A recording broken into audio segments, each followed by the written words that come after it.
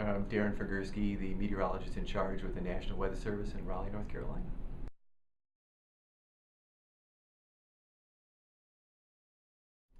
A typical day begins with the shift briefing from the midnight shift to the day shift. I normally am here to see that briefing, to see what the weather's going to be like on that particular day, as well as for the next few days in advance.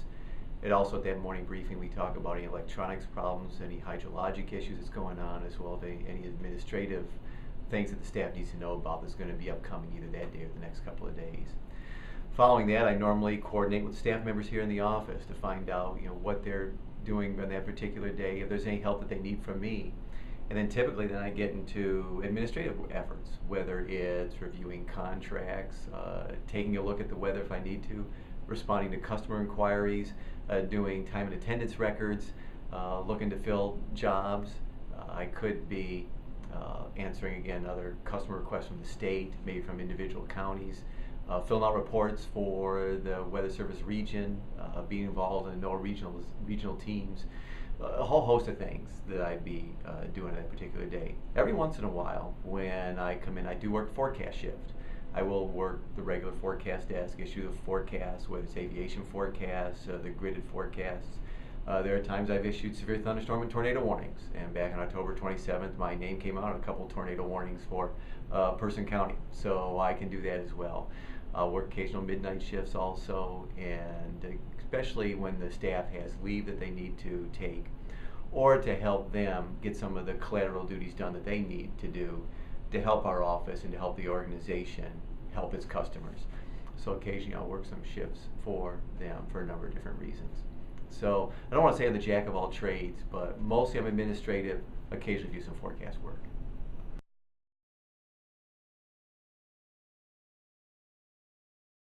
Well, the customer is basically everybody in the United States, and we forecast and issue warnings and collect data for the protection of life and property for everybody in the United States and the enhancement of the national economy. So we're here to provide general weather information of all types of hazards for the general public. The difference with what the private sector does is private sector for-profit agencies, they're able to give specialized forecasts for individuals, like what's the weather going to be like on your street at a particular time, or when is the temperature going to get above 70 degrees so I can take the tarp off of my baseball field, or if I'm having a golf outing, what's the weather going to be like at 4 p.m. the following day. Those are kind of specialized things that the Weather Service is not supposed to participate in, because again, part of the enhancement of the national economy is to allow businesses to use our weather data to then help them make money in the country at large. So what we do is basically general weather information, but there's a lot of it that we do. And here we do forecasts for 31 counties in central North Carolina, from the Triad down to about Wadesboro and Albemarle, east all the way through the Triangle and Fayetteville to the I-95 corridor. And we do aviation forecasts here as well. Being a landlocked office, we don't have marine responsibilities except in backup capacity to the Wakefield office.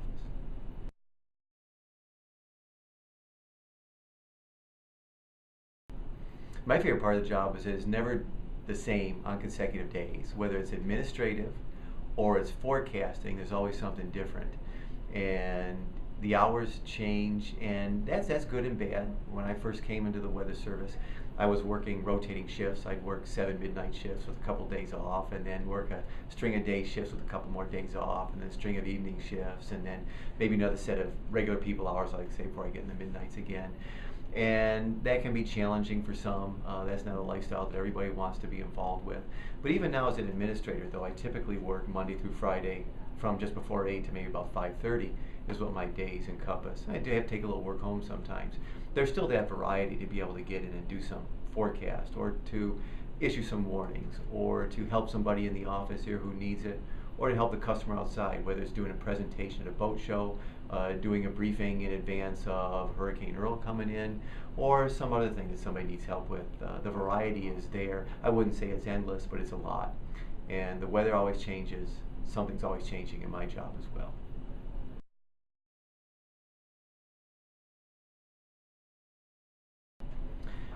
I think sometimes, the government bureaucracy can run a little bit slow, and that can be a challenge at times. But we're beholden to administrative policies, the policies of the administration, what Congress decides it wants us as an organization to do, and we try to fulfill those mandates. So sometimes that can be a little bit challenging, and when you're wanting to perform an extra service or do something a little different, sometimes you have to step back and say, okay, is this within what the Weather Service is supposed to be doing? Sometimes rotating shifts, particularly if you work them a lot, can be a challenge. But again, with meteorology, the weather's 24 hours a day. So if you're thinking about signing up for a job as a meteorologist, you have to realize that's kind of the baggage that comes with it. Really, those are the only couple things I can think of. Speaking of the glass is half full, there's a lot of great people in the organization. A lot of great people that we meet from other organizations, whether it's emergency managers, the media, people at large. There's a lot of great people who are really interested in the weather, take a lot of satisfaction from good forecasts you're able to provide, and are able to be understanding when sometimes you may miss something, as long as you explain it well and give them good reasons why. So the job is very rewarding in that you can help a lot of people with the decisions that they make, large or small.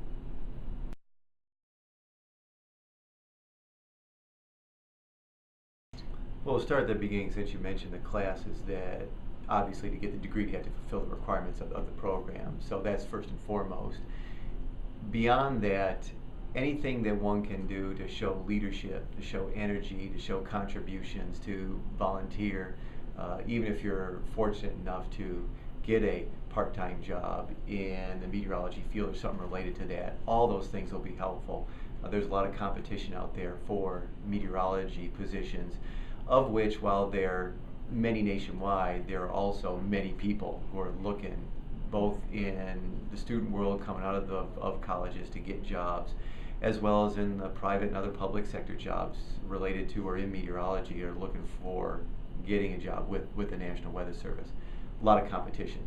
So if you're going to graduate thinking the bachelor's degree is going to be enough, realize that the classes that you take, good GPA is first and foremost, because you'll be competing with a lot of people who have 3.5s and above, not just at the bachelor's level, but the master's level.